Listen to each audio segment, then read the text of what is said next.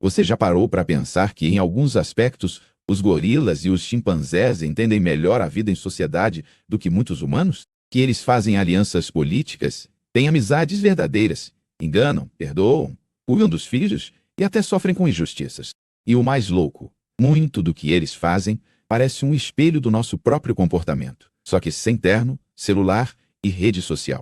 Hoje você vai entrar, sem filtro, no universo social dos gorilas e dos chimpanzés. E se ficar até o final, você vai perceber que entender esses primatas é, de certa forma, entender também a mente humana. Vamos começar pelo começo. Como é, na prática, viver dentro de um grupo de gorilas ou chimpanzés? Primeiro, os gorilas. Quando você imagina um gorila, provavelmente pensa em um macho enorme batendo no peito. E, de certo modo, isso representa bem o centro da vida social deles. Gorilas vivem em grupos normalmente liderados por um macho dominante.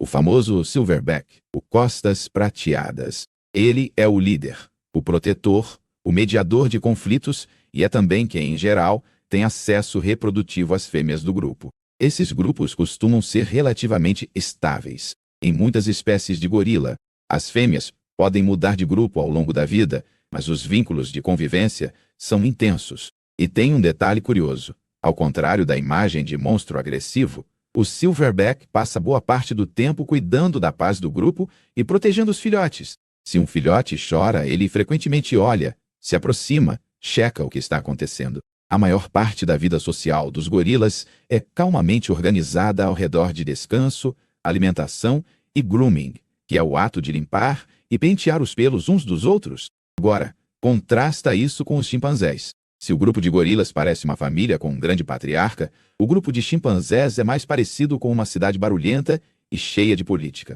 Chimpanzés vivem em comunidades grandes, com dezenas de indivíduos, mas nem todo mundo está junto o tempo todo. Eles seguem um sistema chamado fissão-fusão. O grupo se divide e se reúne em subgrupos que mudam ao longo do dia. Isso significa que a vida social de um chimpanzé é um jogo constante de alianças, reencontros, checagens de relacionamento. Quem está com quem hoje? Quem está se aproximando de qual macho? Quem foi visto junto ontem? Em um ambiente desses, memorização social, leitura de expressões e capacidade de prever o comportamento dos outros é uma questão de sobrevivência. Aqui vem a primeira pergunta intrigante. Se os gorilas são vistos como brutais e os chimpanzés como bonzinhos, será que isso faz algum sentido quando olhamos de perto o comportamento deles? Se você ainda está comigo, agora vem uma das partes mais surpreendentes. Quem você acha que é mais violento socialmente, gorila ou chimpanzé? Na maior parte do tempo, a sociedade dos gorilas é surpreendentemente pacífica. Eles podem ter conflitos, claro, mas dentro do grupo, a agressão séria é relativamente rara. A estrutura social é mais simples. Um macho dominante, algumas fêmeas, filhotes e, às vezes, jovens machos subordinados. Esse macho dominante tem um papel quase de pacificador. Ele intervém em brigas entre filhotes, separa disputas entre fêmeas e praticamente funciona como um chefe de segurança do grupo. Se um predador aparece, ou se outro macho tenta se aproximar para disputar as fêmeas, ele é quem se coloca na linha de frente. Tem algo interessante aqui. A autoridade dele não é só baseada em força, mas também em sua capacidade de manter o grupo unido e relativamente tranquilo. Já os chimpanzés, por outro lado, têm uma reputação bem diferente entre os cientistas. Eles são incrivelmente sociais, inteligentes, capazes de carinho intenso e até de consolação quando alguém está triste ou machucado. Mas também são, entre os grandes primatas, os que mais se envolvem em violência organizada. Em comunidades de chimpanzés, machos formam coalizões para subir na hierarquia, e essa hierarquia importa muito. O macho alfa tem acesso preferencial às fêmeas férteis, come melhor e recebe mais grooming dos outros. Só que ele não chega lá sozinho. Ele precisa de aliados. E é aí que a coisa fica parecida com política humana. Pesquisadores já observaram casos em que machos subordinados se juntam para derrubar um alfa que está ficando velho ou impopular. Eles não só lutam fisicamente, mas também fazem algo que parece com campanha. Passam mais tempo juntos, trocam grooming, oferecem apoio em conflitos menores. Tudo para solidificar uma coalizão que, no momento certo, pode virar o jogo. O mais estranho é que, quando um novo macho assume o poder, ele pode ser apoiado por indivíduos que, antes, eram seus rivais. Quem estudou chimpanzés selvagens por anos descreve esse ambiente como um tabuleiro político complexo. É preciso equilibrar medo, respeito e benefício. Mas por que, em uma espécie tão próxima da nossa, existe algo tão sombrio quanto ataques coordenados entre grupos? A resposta está num comportamento que poucos imaginam quando pensam em chimpanzés. Em várias populações, chimpanzés fazem verdadeiras patrulhas de fronteira. Um subgrupo de machos caminha silenciosamente, atento a sons e cheiros, percorrendo os limites do território. Se encontram um macho de outro grupo sozinho, podem atacá-lo com violência extrema, inclusive até a morte. Isso não é uma explosão de raiva aleatória, é uma estratégia que, ao longo do tempo, enfraquece grupos vizinhos e aumenta o território e os recursos para sua própria comunidade. Repara no contraste. Enquanto a vida interna dos gorilas é relativamente calma e centrada em um núcleo familiar, os chimpanzés vivem em uma sociedade dinâmica, cheia de alianças, intrigas e até guerras entre comunidades. E é impossível não perceber as semelhanças com histórias humanas de liderança, disputa de poder e conflitos territoriais. Mas você talvez esteja se perguntando: as relações mais íntimas? Eles criam laços de amizade, têm preferidos, sentem ciúmes? Se isso chamou sua atenção, presta bem atenção agora, porque vamos entrar nos detalhes das amizades, dos ciúmes e até do que a gente poderia chamar de coração partido entre esses primatas. Vamos falar de amizade. Sim, gorilas e chimpanzés têm amigos. Eles não saem para tomar café juntos, mas as evidências mostram relações duradouras, preferências claras e até reconciliação depois de brigas. Entre chimpanzés, isso fica muito óbvio. Alguns indivíduos escolhem consistentemente as mesmas companhias para descansar, comer e fazer grooming. Grooming é como se fosse a moeda social deles. Ao limpar os pelos do outro, eles não só removem parasitas, mas fortalecem laços, criam confiança e constroem alianças. Quando dois chimpanzés fazem grooming recíproco, frequentemente estão sinalizando uma amizade estável. E aqui tem um detalhe fascinante. Machos que formam alianças fortes com outros machos podem subir mais alto na hierarquia. Ou seja, amizade não é só afeto, é também estratégia política. Há registros de machos que, mesmo não sendo os mais fortes fisicamente, conseguem se tornar alfas porque mantêm relações muito bem cuidadas com parceiros leais. Parece familiar? As fêmeas também formam vínculos, embora, em muitas populações, elas acabem passando mais tempo afastadas, buscando comida com seus filhotes. Ainda assim, quando têm a chance, buscam companhias específicas, compartilham grooming e, às vezes, cooperam na defesa contra machos agressivos. Nos gorilas, a amizade é mais centrada na relação com o silverback e, curiosamente, entre filhotes. Muitos estudos mostram que filhotes de gorila brincam de forma intensa, criando laços que podem durar anos. Brincadeiras de luta, perseguição e imitação ajudam a treinar habilidades sociais. Um filhote que aprende a negociar, ceder, recuar e voltar a brincar depois de um pequeno conflito está treinando, na prática, o que vai precisar para sobreviver em grupo. O silverback, por sua vez, pode ter uma relação muito próxima com certos filhotes e com algumas fêmeas em particular. Ele protege mais alguns indivíduos, é mais tolerante com seus erros e lhes permite ficar mais próximos em momentos de descanso. Isso mostra uma espécie de favoritismo social, algo que também aparece entre chimpanzés. Agora, e o ciúme. Tanto gorilas quanto chimpanzés demonstram sinais claros de ciúme e exclusividade social. Chimpanzés podem ficar visivelmente perturbados quando uma fêmea com quem costumavam interagir passa mais tempo com outro macho. Isso é ainda mais evidente quando há contexto reprodutivo. Fêmeas, em estro, ou seja, no período fértil, atraem a atenção da maioria dos machos, e as disputas e tensões aumentam. Já entre gorilas, o ciúme geralmente aparece mais ligado ao silverback. Uma fêmea se aproxima demais de um macho jovem, o dominante pode intervir, reagir com vocalizações ou até com agressão leve para reforçar sua posição. Ele não está só defendendo o direito reprodutivo, mas também sua autoridade social. Mas talvez a parte mais comovente dessas relações seja a capacidade de reconciliação. Depois de um conflito, chimpanzés muitas vezes se aproximam, se tocam, se abraçam e fazem grooming. Já houve observações de indivíduos que, após uma briga séria, procuram consolo com um terceiro, um amigo comum. Esse mediador oferece carinho, reduz a tensão e, depois disso, os envolvidos podem se aproximar com mais calma. Isso é, em essência, Gestão de conflitos. Agora, segura essa. Já houve casos de chimpanzés que pareciam deprimir após a perda de um aliado importante ou de um filhote. Eles ficam apáticos, comem menos, evitam interações. A dor social, para eles, é algo muito real. Se você ainda está aqui, vale a pena continuar, porque a próxima parte entra no território mais delicado, como gorilas e chimpanzés cuidam dos seus filhotes, o que fazem quando alguém morre e até como lidam com injustiça. Vamos para algo que mexe muito com a nossa empatia: cuidado parental e resposta à morte. Se você acha que só humanos choram perdas, prepare-se para rever essa ideia. Nos gorilas, as mães são, previsivelmente, as principais cuidadoras dos filhotes. Elas carregam, amamentam, protegem, ensinam o que comer, por onde andar e com quem se aproximar. Mas o papel do silverback também pode ser muito mais terno do que se imagina. Em vários grupos observados, machos dominantes demonstram grande tolerância com filhotes. Deixam os pequenos subirem suas costas, puxar seus pelos, brincar por perto. Em alguns casos, quando a mãe morre, o silverback assume parte do cuidado, especialmente garantindo proteção contra ameaças e permitindo que o filhote fique por perto o tempo todo. E como os gorilas reagem à morte?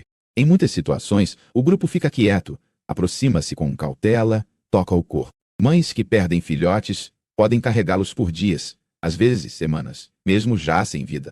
É difícil interpretar exatamente o que se passa na mente delas, mas o comportamento mostra um apego profundo e uma dificuldade de se desfazer do corpo. Algo ressoa com o que vemos em humanos em luto. Nos chimpanzés, a história é parecida e, em alguns casos, ainda mais marcante. Mães chimpanzés também carregam seus filhotes mortos por longos períodos. Em alguns relatos, a mãe traz o corpo para dormir junto, como se ainda estivesse cuidando dele. Com o tempo, o corpo se deteriora e só então ela finalmente o abandona. Não sabemos se isso é falta de compreensão da morte ou um apego emocional forte demais para largar rapidamente. Outros membros do grupo às vezes se aproximam, cheiram o corpo, tocam, observam à distância, como se estivessem tentando entender. Não há rituais formais como os humanos desenvolveram, mas é difícil assistir a essas cenas e não perceber um componente emocional profundo. Agora, além da morte, existe outro tema que revela muito sobre o senso de justiça desses animais: como eles reagem à desigualdade. Experimentos em primatas menores, como macacos prego, já mostraram reações fortes quando um recebe uma recompensa pior do que o outro. Eles literalmente jogam a comida fora se percebem que estão sendo tratados de forma injusta. Com chimpanzés, algo semelhante aparece. Em testes controlados, quando um chimpanzé percebe que outro recebeu uma recompensa melhor por fazer a mesma tarefa, ele pode se recusar a continuar, reclamar vocalmente ou tentar pegar a recompensa do outro. Isso indica que eles têm alguma noção de comparação, de eu mereço o mesmo que ele. E no dia a dia da floresta, essa sensação de justiça aparece em brigas por acesso a alimentos, por posição de descanso e até por atenção. Um chimpanzé pode se irritar se vê constantemente outro recebendo grooming e ele sendo ignorado. Isso, ao longo do tempo, afeta alianças e altera a dinâmica social. Nos gorilas, o senso de justiça não foi tão estudado em experimentos, mas observações em campo mostram que eles também reagem quando sentem que os limites sociais foram ultrapassados. Um jovem que insiste em monopolizar comida diante do silverback ou das fêmeas pode ser repreendido fisicamente. É como se existisse um código de conduta informal no grupo. Dominante, ao punir comportamentos excessivamente egoístas, preserva a paz geral. Mas você pode estar se perguntando, com tanta emoção, tanta política, tanta complexidade, até onde vai a inteligência social desses animais? Eles conseguem, por exemplo, enganar deliberadamente alguém. Entendem o que o outro sabe ou não sabe. Se isso te deixou curioso, se prepara, porque a próxima parte é sobre engano, leitura de mente e cultura. Sim, cultura entre chimpanzés e gorilas. Vamos falar de trapaça, leitura de intenções e cultura social, porque ser social não é só ser simpático. Em muitos casos, é saber manipular.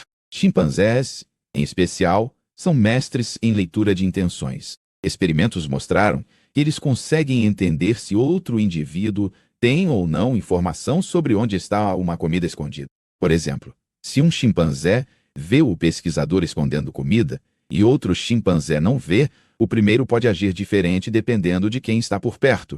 Isso sugere que ele distingue o que o outro sabe do que ele mesmo sabe. Em situações naturais, já foram observados chimpanzés que escondem sinais de excitação quando encontram uma fonte de alimento, como frutas maduras. Em vez de gritar e chamar todo mundo, eles ficam mais discretos, comem rápido e só depois fazem barulho. É um tipo de engano silencioso. Não é mentir com palavras, mas é controlar o que os outros percebem. Outro exemplo impressionante é quando um chimpanzé submisso tenta acasalar com uma fêmea às escondidas, fora do alcance visual do macho dominante. Ele literalmente se posiciona atrás de árvores, pedras ou encantos que reduzam as chances de ser flagrado.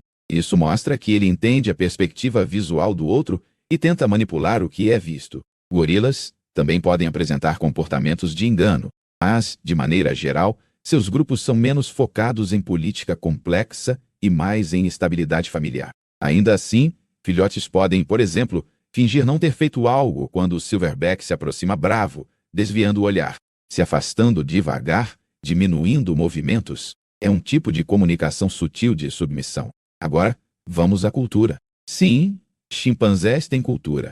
E isso tem tudo a ver com comportamento social. Cultura, nesse contexto, significa padrões de comportamento que são aprendidos socialmente e passados de uma geração a outra, variando entre diferentes grupos, mesmo quando o ambiente é parecido. Em algumas populações de chimpanzés, usar gravetos para pescar cupins é algo comum. Em outras, eles praticamente não usam essa técnica. Em alguns grupos, eles usam pedras para quebrar nozes. Em outros, mesmo tendo pedras e nozes disponíveis, não fazem isso. Ao que tudo indica, eles aprendem observando outros membros do grupo. Jovens imitam adultos, filhotes tentam copiar a forma de manusear objetos. Ao longo do tempo, certas tradições de alimentação, grooming, vocalização e até brincadeiras vão se consolidando. Tem grupos que desenvolveram cumprimentos específicos, gestos de reconciliação e até modos diferentes de pedir algo. Esses estilos variam de comunidade para comunidade. Se isso não é cultura, é algo muito próximo.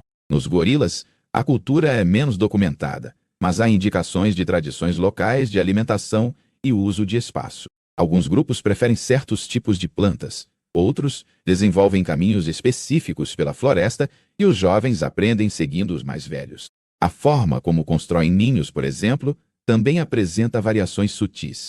Se você ainda está aqui, agora vem o ponto mais alto de tudo isso. O que essas sociedades de gorilas e chimpanzés têm a ver com a nossa? O que elas revelam sobre a essência de ser social, de ser moral, de ser humano?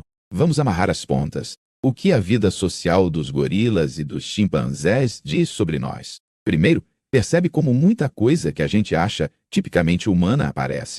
Em forma bruta nesses primatas, amizades fortes, alianças políticas, favoritismo, ciúme, reconciliação, cuidado com os jovens, luto, até um senso de justiça e injustiça. Não são cópias perfeitas do que vivemos, mas são ecos profundos. Os gorilas nos mostram um lado da vida social que é mais calmo, mais centrado na família e na proteção.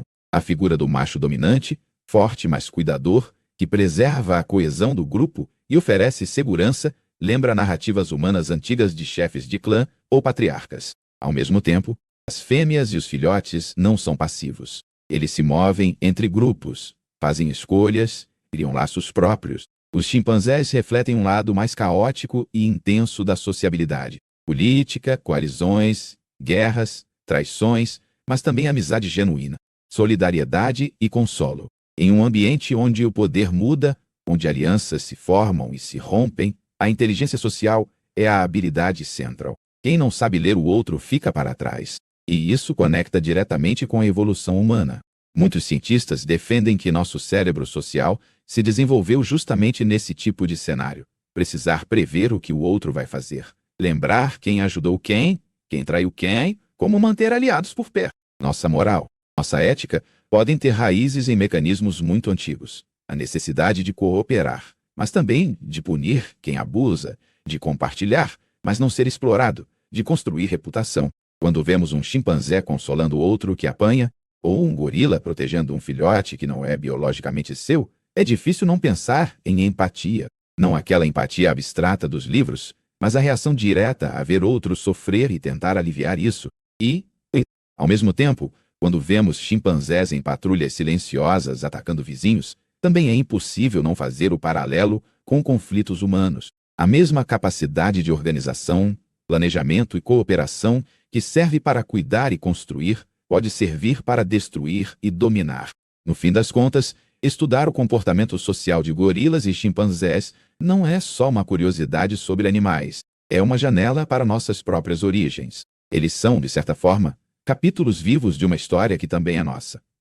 Então, da próxima vez que você ver um vídeo de um chimpanzé abraçando um amigo ou um gorila sentado tranquilamente com sua família, lembra disso. Por trás desses gestos, existe uma mente que sente, escolhe, lembra, perdoa e, às vezes, manipula. Uma mente que, apesar de diferente, conversa com a nossa em um nível muito profundo. Se esse mergulho no mundo social dos gorilas e chimpanzés fez sentido para você, deixe um comentário dizendo qual curiosidade mais te surpreendeu e se você acha que somos realmente tão diferentes assim.